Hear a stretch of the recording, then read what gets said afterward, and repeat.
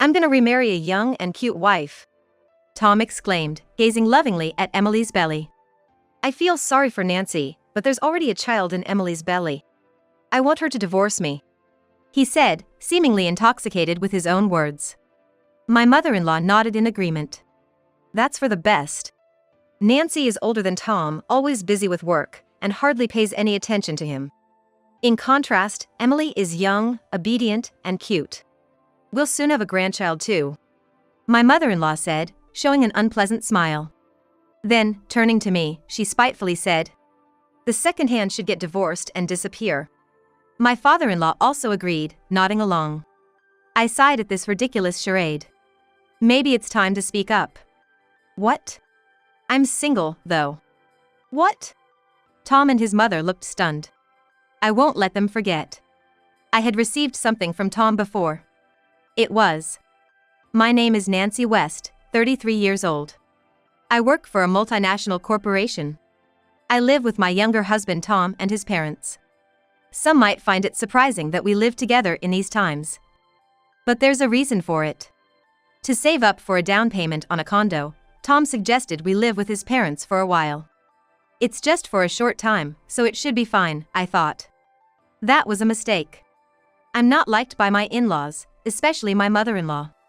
The reason being, I'm 5 years older than Tom. Plus, I earn a higher salary than Tom, who works in public service. My mother-in-law probably doesn't think highly of that. It was evident from her everyday comments and behavior. "Don't you have kids yet? You're already over 30, you should hurry up," she would say rudely. And every time I came home late from work, she'd make snide remarks. "Back so late again. I don't care about your multinational company or whatever, but as a woman, you shouldn't work so hard.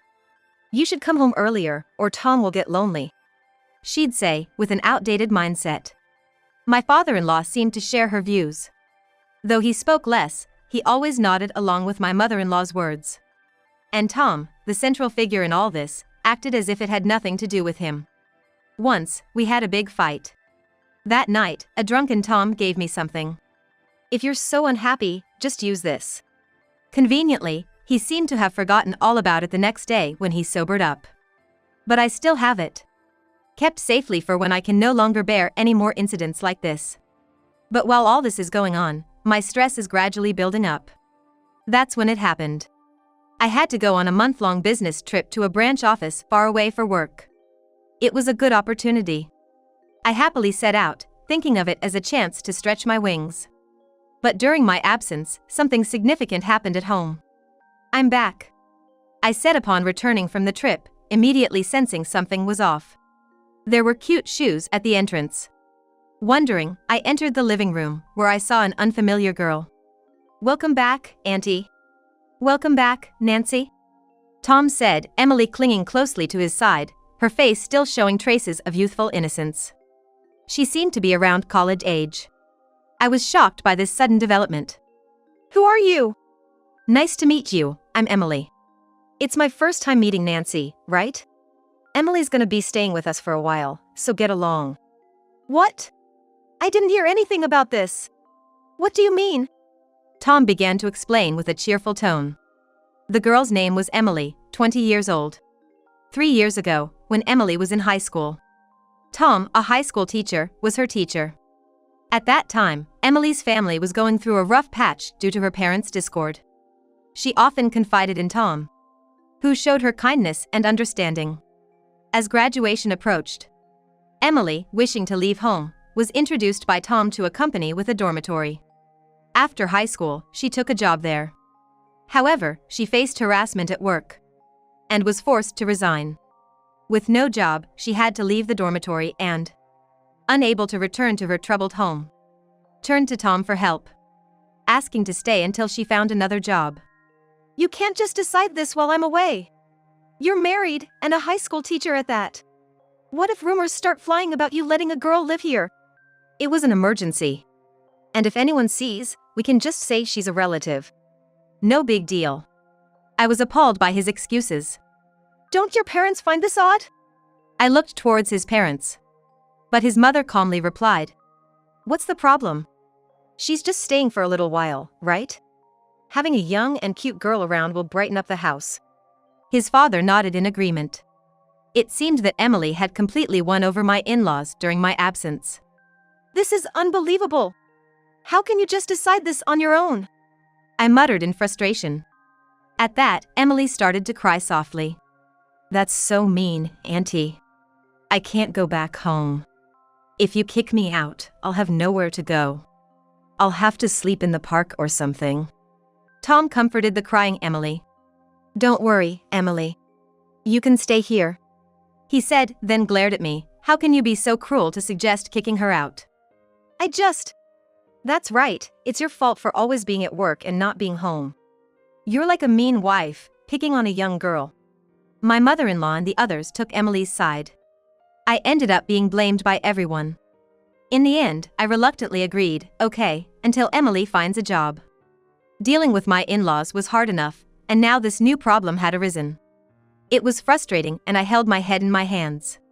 But this incident was just the beginning of a series of gloomy days to come. Some time had passed since Emily started living with us. However, she showed no signs of job hunting. Instead, she made herself completely at home. Auntie, I'm gonna take a shower first, she said lazily in her loungewear, fiddling with her phone. Annoyed, I admonished her. Shouldn't you show a bit of restraint? And could you stop calling me Auntie? No, scary! Tom, help me! Emily ran to Tom for protection. Nancy, don't sweat the small stuff. To a 20-year-old Emily, you're definitely an auntie. Tom defended her as if it were the most natural thing. It's always like this. Whenever I complain, I'm met with responses like, Emily is still young or you need to be more understanding. Arguing only leads to fights, so lately, I've been trying to ignore it altogether. But it doesn't stop my irritation. Emily acts as if Tom being married doesn't matter to her. Almost like she thinks he's her boyfriend. She calls him Tommy and is overly affectionate with him. Maybe that was how they interacted when she was a high school student, but things are different now. In the 3 years since, Emily has become an adult, and Tom is a married man. It's excessive and inappropriate. Any person with common sense wouldn't even think of staying in a married man's house. Complaining to Tom about Emily is pointless. And my in-laws are no help either. My mother-in-law seems to prefer Emily, who occasionally helps out around the house, over me, who is always busy with work. Emily only helps with chores when my mother-in-law is watching. So she's completely convinced that Emily is a good girl. Unlike our daughter-in-law who's always busy with work and neglects household chores, Emily is obedient and cute. My mother-in-law would say. My father-in-law is also smitten with young and cute Emily. I've reached my limit of tolerance. Something needs to be done about this situation.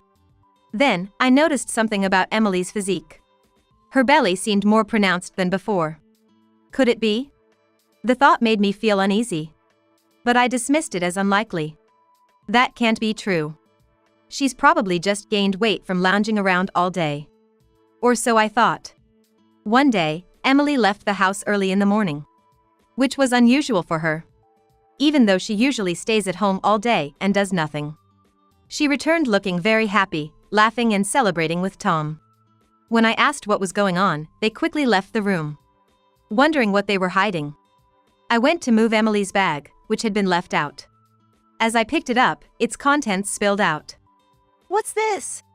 It was a pregnancy journal. Flipping through the pages, I was shocked to see Emily's name under mother and Tom's name under father. The situation was so absurd, I felt faint. I had always been bothered by Emily's boyfriend-like behavior towards Tom.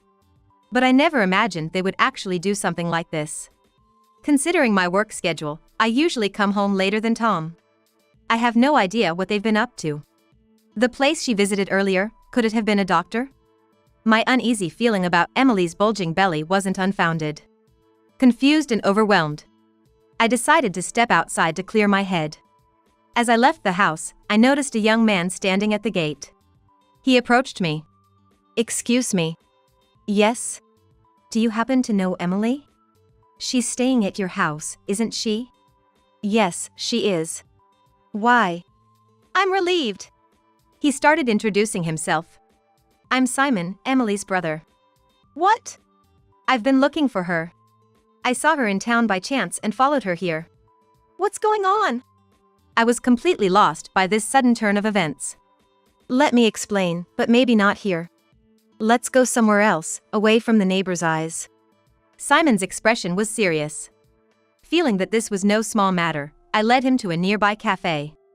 We sat at a window-side table, away from prying ears. After ordering 2 coffees, Simon began to tell an astonishing story. Several days later, on a day off, I was packing my belongings. I had told my in-laws and Tom that I was doing a seasonal wardrobe change. The preparations were well underway. That's when Tom suddenly spoke to me. Nancy, can I talk to you for a moment? I have something to tell you. I paused and glanced at Tom, with Emily smiling beside him. Actually, there's a baby here that belongs to us. Tom tenderly stroked Emily's belly. I know this might upset you, Nancy, but living together made me realize I can't let Emily go.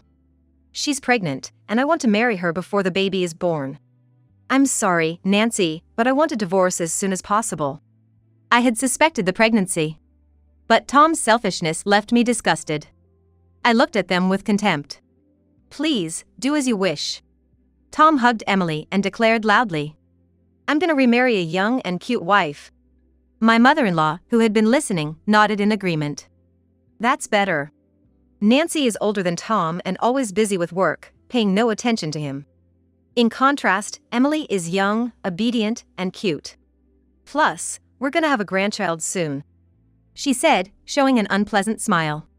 She then turned to me and said, the old one should get divorced and disappear. My father-in-law echoed her sentiments. Maybe it's time for me to say something. I don't plan on continuing this ridiculous farce forever. What? I'm single, though? What? Tom and his mother looked stunned. Don't you remember? After our fight, a drunken Tom handed me the divorce papers, saying, if you're so unhappy, just file these. They were already filled out, so I signed and submitted them. That's right, the document I had kept from Tom was the divorce papers. I never thought the day would come when they would be useful. What? You did what on your own? Did what? If we're talking about doing things on their own, that's you. Bringing a young woman home while I'm away and getting her pregnant? Since you intended that, I filed for divorce. Fair's fair, I said, packing my bags. It's fine, right? You're gonna marry Emily soon anyway. Well, yes, but... Tom seemed disappointed, probably expecting me to resist. I guess he mistakenly thinks that he will always love him. Did he think I would cry and cling to you, begging you not to leave? That's a joke. I've long since lost any feelings for a man like him. I standed up with my suitcase. Looking at Emily's belly, I said, you sure moved fast. Is there a reason you're rushing the marriage? Like, running away from something? Emily's face tensed.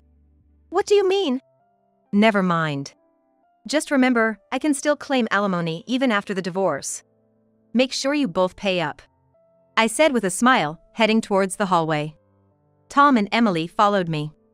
What do you mean by alimony? Of course I will. Your affair happened while we were still married. Have the money ready. Emily protested. It's your fault for ignoring Tom and going on business trips. Don't blame us for his loss of interest. Emily's reasoning was as selfish as Tom's. But it was useless to argue. Emily, that kind of logic won't work. I'll be going through a lawyer, so respond properly. Even if you do that, we won't, I said, interrupting her words. You know you can't just run away from this, right? Emily's face changed color. How do you know about that? I smiled slyly. Someone wanted to see you today. Your future will be in their hands. Who's that? I opened the front door. And there stood Simon. Simon? Why are you here? I've been looking for you, Emily, Simon said, glaring at her with anger. The truth Simon had shared was shocking. Emily's family wasn't dysfunctional. She had caused trouble since her teenage years, involving boys. She stole friends' boyfriends, cheated, and got into so much trouble that she was even picked up by the police for staying out late with men. A girl who lost her boyfriend comes to her house to yell at her. She was a constant source of problems, and her family was fed up with it. Because of this, it seems that she felt uncomfortable at home. This is clearly her self-inflicted. Despite all this, Emily blamed her parents, claiming their supposed discord made home unbearable, and spread these lies around. Tom was just one of the many she had deceived. After getting a job, her family's relief was short-lived. Her bad habits continued, even involving herself with a married man at work and getting sued. Emily had been sued by multiple wives of the married men she was involved with, all demanding alimony. But she ignored all these alimony claims and even the lawsuits, pretending they didn't exist. Eventually, her wages were garnished. Naturally, her misconduct became known to the higher-ups at her company. Seen as a troublemaker, disrupting the workplace, Emily was fired. Without a job, she had to leave the company's dormitory. She was in a bind. Returning home would bring trouble and family lectures. It seems she decided to seek refuge somewhere else, unfortunately choosing Tom, her high school teacher who used to lend a sympathetic ear. I explained my situation to Simon, Emily's brother. I told him about the troubles caused by Emily staying at our house, and that she was pregnant with my husband's child. Simon wasn't surprised, saying this seemed like something Emily would do. She was probably looking for a safe place to avoid alimony and saw me, the wife, as an obstacle. That's why she seduced Tom, likely rushing into marriage to create a fait accompli. Emily, unemployed and probably without savings, was effectively evading payments and had disappeared. Victims had reached out to Emily's family home when they couldn't find her. That's how Simon learned that Emily was fired and missing. Some victims even approached Simon's family, asking them to pay the alimony. Simon was fed up with Emily's troubles and wanted to take her back to make her face her actions. He had been searching for her with this purpose in mind. I also intended to claim alimony from Emily, but given her history, I doubted she would pay up without issue. Simon had a plan for handling Emily. We decided to join forces for our mutual benefit. So I left Emily's future in Simon's hands. I had other problems to deal with: Tom and my in-laws. Even if Emily left, not everything would be resolved. Tom cheated on me during my absence, and my in-laws, who had belittled me even before Emily's arrival, did nothing to support me. And there was the issue of living with my in-laws, initially intended only until we saved enough for a condo down payment. Fortunately, I didn't have children with Tom, so I decided now was the time to divorce. I remembered the divorce papers Tom handed me during a fight and immediately filed them. I had already confirmed that I could claim alimony even after divorce. Tom was visibly shocked when he heard the truth, mumbling in disbelief. My in-laws, hearing the commotion, came in. Simon explained the whole situation. Everything I've just said is true. Emily must be held accountable for her actions. Emily, is this true? You told us you left your job because of harassment. Was that a lie? Really, Emily? Emily was taken aback, her escape routes exposed, and her misdeeds brought to light. Tell us the truth, Emily. Upon hearing those words, she blurted out the truth. Okay, it's true.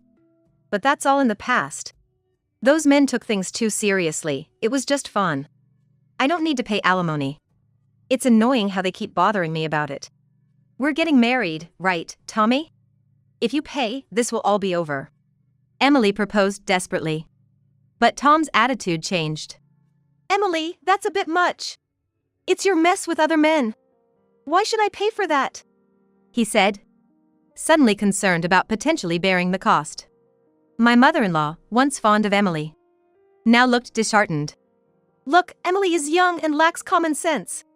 That's why I said Nancy, though older, is more reliable, she stated, a complete turnaround from her previous stance. I wanted to call out her hypocrisy but restrained myself. Maybe we should put the remarriage talk on hold? I'm getting confused. What about the baby? Emily shouts. I sighed. Emily, you brought this on yourself. Pay back the alimony. I'll be claiming mine too. You might have taken it lightly, but now you'll understand the gravity of destroying a family. Learn from this and reflect, I said firmly. Emily was speechless, sweating and visibly shaken. Then, suddenly, she clutched her stomach and doubled over in pain. At first, I thought Emily was just acting, but it became apparent she was genuinely in pain. Something might have happened to the baby. We hastily called an ambulance, and Emily was taken into the treatment room. Simon, who received an explanation from the doctor, relayed the information to us in the waiting room. The cause was unclear, but Emily had miscarried. Tom visibly relaxed upon hearing the news, as if relieved that he no longer had a reason to marry her. The in-laws reacted similarly. Their quick change of attitude was astonishing, if not appalling. Simon was called back by the doctor, leaving us in the waiting area. There was nothing more I could do there. As I was about to leave, Tom approached me. "I'm sorry, Nancy.